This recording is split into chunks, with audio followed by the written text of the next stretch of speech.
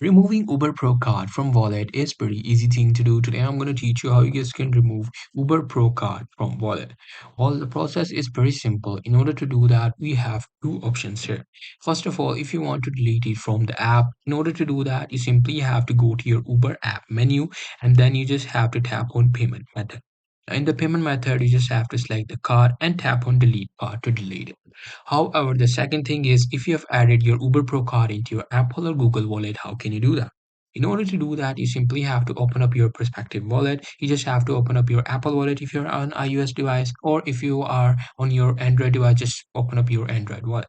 And then tap off the card which you want to delete. You just have to, you will see your card, something like that. Here you have to tap on these three dots, and afterwards, these options will pop up. Here you have to tap on this remove card to remove your card completely.